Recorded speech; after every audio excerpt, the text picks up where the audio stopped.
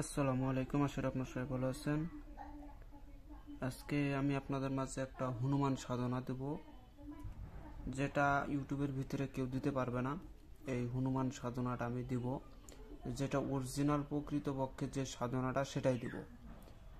আর ইউটিউবে যেগুলো হনুমান সাধনা পাওয়া যায় সেগুলো হচ্ছে, মনে করেন যে গুরুর মুখে এই অনেক বড় বড় মন্ত্রগুলা, যেগুলো পাতা খেলার মন্ত্র, ওগুলা দিয়ে তারা নাকি বলে সাধন করে। ওগুলা দিয়ে জীবনে কখনো সাধন হয় না। ওগুলা দিয়ে ওগুলা দিয়ে আপনি পাতা টানতে পারবেন, খেলতে পারবেন, কাজ করতে পারবেন, কিন্তু সাধন এক বিষয় আর কাজ করা আরেক বিষয়।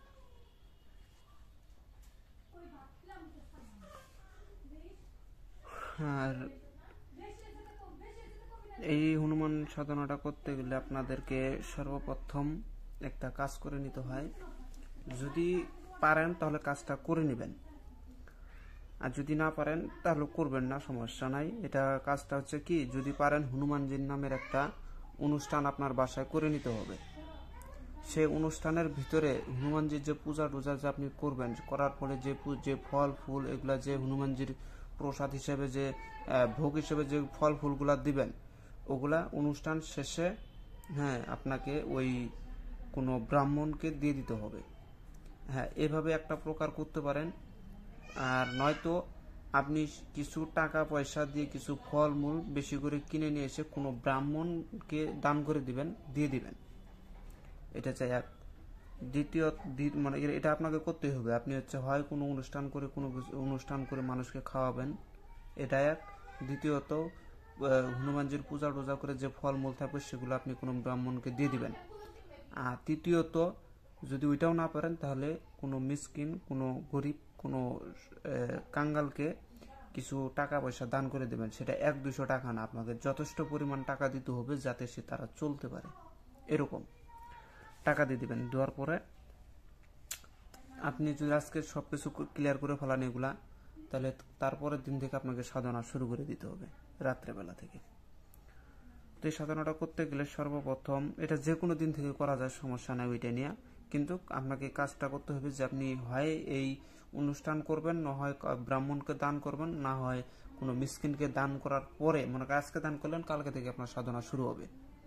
তো এই সাধনাটা শুরু করার জন্য সর্বপ্রথম একটা নির্দিষ্ট একটা সুন্দর একটা ঘর বেছে নেবেন, যে ঘরের ভিতরে মানুষ কখনো পাড়া দিবে না।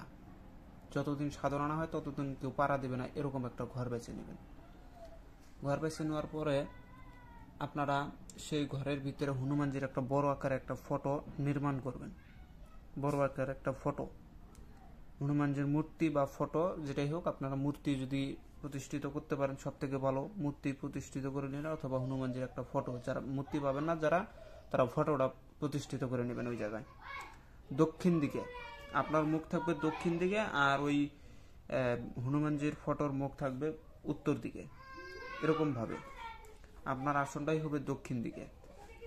তো এরকম করে আসন সুন্দরভাবে হনুমানজির ফটোটা দক্ষিণ দিকে রাখা, সামনে বৈশা, আপনার ওখানে যত ফল ফুল যত কিছু আছে, ভোগ বিলাতি, প্রদীপ, ভোগ বিলাতি প্রদীপ, গুল গুল ধুনা চন্দন, এগুলা রক্তচন্দন, এগুলা আপনারা কি ওই হনুমানজির সামনে রেখে হনুমানজির পূজা করবেন, ভোগ দিবেন। হনুমানজির পূজা করলে পারে প্রাণ প্রতিষ্ঠা হয়ে যাবে। ভোগ দিলেও প্রাণ প্রতিষ্ঠাই, ওগুলা দিয়ে দিবেন। দেওয়ার পরে রক্তবর্ণের আসনে, অর্থাৎ লাল কাপড়ের উপরে আপনারা আসনটাকে সাজাই নেবেন। নেওয়ার পরে দক্ষিণ দিকে মুখ করে বসবেন। বসার পরে ওই যে সবসময় কিন্তু আপনাকে আবার একটা নজর রাখতে হবে যে 24 ঘন্টাই হনুমানজির ওই ফটোর সামনে ফল ফুল নৈবেদ্য, মানে বিভিন্ন রকমের খাদ্য আপনাকে থাকতে হবে। ফল ফুল এগুলা থাকতেই হবে, আর সুগন্ধি আতর, সুগন্ধি জিনিস এগুলো থাকতে হবে, রক্তচন্দন এগুলো সবসময় থাকতে হবে। 24 ঘন্টা বাদে বাদে আপনাকে আবার কাজ করতে হবে। মনে করেন এখন 24 ঘন্টা শেষ হলো, তখন আবার পুরাতন যে ফল ফুল যেগুলো আপনি ভোগ দিয়েছিলেন ওগুলোকে তুলে নিয়ে নতুন ভাবে আবার আপনাকে ফল ফুল এগুলা দিতে হবে। মানে 24 ঘন্টা বাদে বাদে আপনাকে ওগুলা পাল্টায় নতুন ভাবে প্রতিষ্ঠিত, নতুন ভাবে দিতে হবে।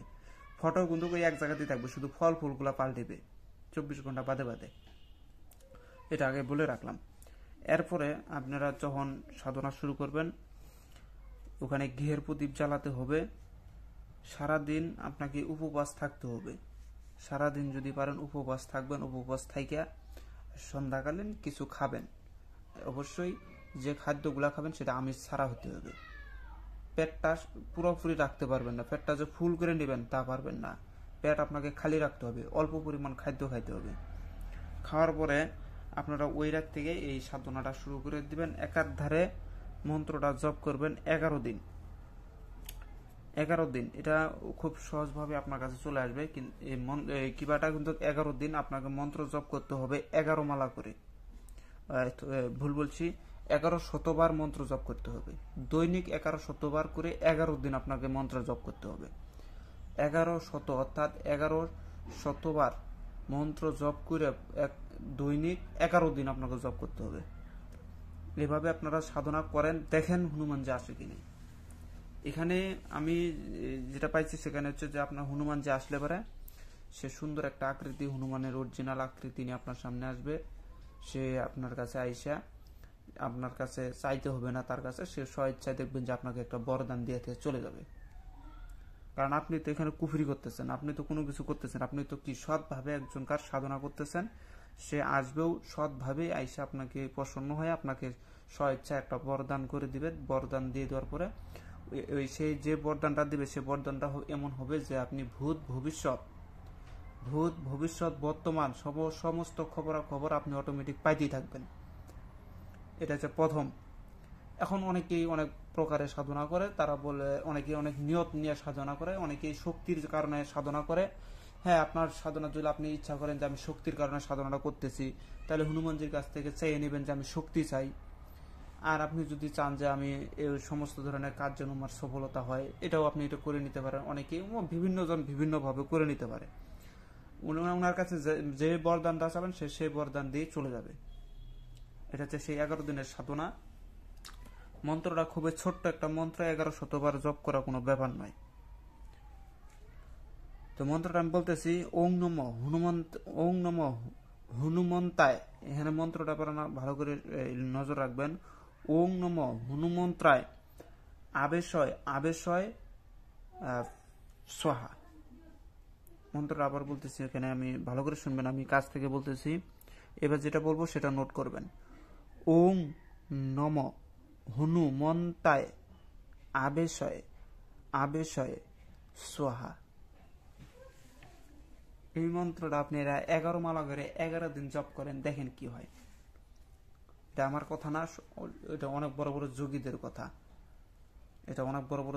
কথা। তারাই হচ্ছে সব সাধনাগুলো করছিল তখনকার যুগে। এখনকার যুগে তো মনে করেন যে ডাকিনী, যোগিনী, কর্ণপিশাচিনী যেগুলা সাধনা আছে বর্তমান, সেগুলা কিতাবের ভাষায় তখনকার যুগে 1 লাখ বার জপ করলে পারে তবে সিদ্ধ হইতো। মনে করেন তখনকার যুগে 1 লাখ বার জপ করলে সিদ্ধ হইতো বা কর্ণপিশাচিনী চলে আসতো। আর বর্তমানে কলির যুগে 11 শতবার না, 21 থেকে 41টা দিন যদি এক নাগারে জপ করতে পারেন তাতেই চলে আসে। কেন আসে? এখনকার মানুষ হায়াত কম, তাদেরও কিবা কম লং টাইমে এসে পড়ছে। আপনি মানুষ বাঁচেও খুব কম সময়, তাই এই কম সময়ের ভিতরে সবকিছু সাজানো আছে। যারা মুক্তি পাওয়ার দরকার তারা দেখবেন যে ধর্মীয় যে সাধনগুলো আছে তারা এই কম সময়ের ভিতরে সাধনা করে আজকে তারা মুক্তি পেতেছে। তো এই ছিল আজকে সাধনা। যদি সাধনা ভালো লাগে অবশ্যই লাইক কমেন্ট শেয়ার করে পাশে থাকবেন। ধন্যবাদ।